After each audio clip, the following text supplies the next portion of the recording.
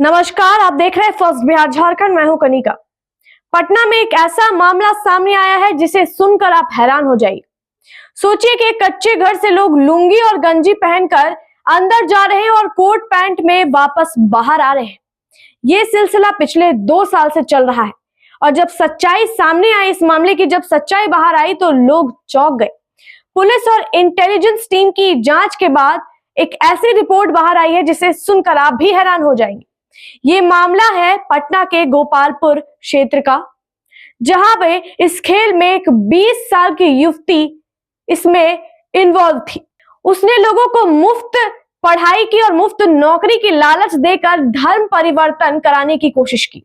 यह सिलसिला पिछले 2 साल से चलता आ रहा था और अब देखते हैं इस मामले में क्या कुछ जानकारी बाहर निकल कर आई है। आइए देखते हैं। पटना के गोपालपुर इलाके में यह पूरा मामला सामने आया है। आरोप है कि यहाँ गरीब लोगों को पैसे, नौकरी और मुफ्त शिक्षा का लालच देकर धर्म परिवर्तन कराया जा रहा था।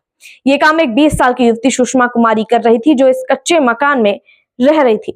सुषमा नालंदा जिले की रहने वाली है और शादीशुदा है। उसके पिता का नाम राम लखन मिस्त्री और पति का नाम वशिष्ठ कुमार बताया गया है।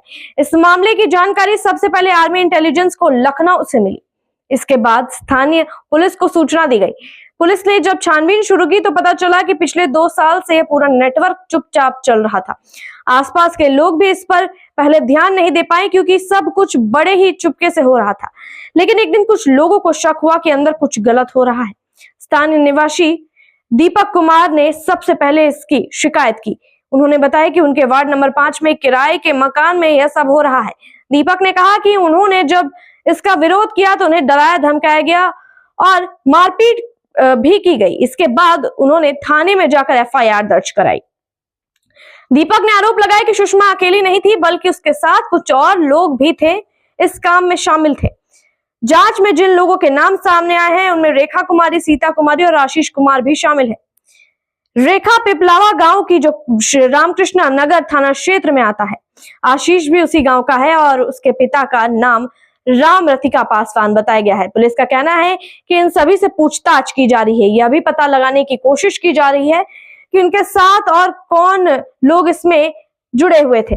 अभी तक की जांच में यही बात सामने आई है कि ये लोग गरीब परिवारों को निशाना बना रहे थे। उन्हें बेहतर जीवन, मुफ्त शिक्षा और पैसे का लालच देकर अपने साथ जोड़ते थे। जब लोग पूरी तरह भरोसा कर लेते थे तब उन्हें धर्म बदलने के लिए कहा जाता था। यह सब कुछ इतने शांति से हो रहा था कि 2 साल तक किसी को भनक तक नहीं लगी। लेकिन जब सच्चाई सामने आई तो पूरे इलाके में हड़कंप मच गया। लोग कह रहे थे कि एक छोटी सी लड़की इतने बड़े खेल में कैसे शामिल हो सकती है। वही पुलिस अब यह जानने में लगी थी कि इसके पीछे कोई बड़ा नेटवर्क तो नहीं। फिलहाल इस मामले में किसी धर्म या समुदाय को निशाना नहीं बनाया गया है। पुलिस ने साफ किया है कि यह जांच केवल अपराध के आधार पर की जा रही है, न कि किसी धार्मिक भावना को ठेस पहुंचाने के लिए। मामले को लेकर सोशल मीडिया पर भी तरह तरह की बातें हो रही है, लेकिन पुलिस लोगों से अपील कर रही है कि वह अफवाहों पर ध्यान न दे और जांच पूरी होने तक इंतजार करे। यह घटना हमें यह सोचने पर मजबूर करती है कि हमारे आसपास क्या क्या हो सकता है जिसकी हमें जानकारी तक नहीं होती। साथ ही यह भी जरूरी है कि अगर हमें किसी गतिविधि पर शक हो तो हम उसे नजरअंदाज ना करें, बल्कि उसकी सही तरीके से जानकारी ले और जरूरत पड़े तो पुलिस को बताएं। इस मामले की जांच जारी है और आने वाले दिनों में इससे जुड़ी और जानकारियां सामने आ सकती है। लेकिन इतना तय है कि इस घटना ने सबको झकझोर कर रख दिया है। अब सभी को इंतजार है कि पुलिस आगे क्या कदम उठाती है और क्या और लोग इस मामले में सामने आते हैं या नहीं। तो आपको बता दें कि कैसे इस लड़की ने ये खेल खेला। ये गरीब लोगों को निशाना बनाती थी, उन्हें नौकरी और शिक्षा का लालच देकर उनका धर्म परिवर्तन करती थी। उसका एक कच्चा मकान था जहां पर ये खेल वो पिछले 2 साल से कर रही थी। अभी तक इसमें धर्म को लेकर कोई भी अपडेट नहीं आई है। पुलिस जांच कर रही है, जांच जारी है। अब देखते हैं इस मामले में आगे और क्या कुछ अपडेट आता है।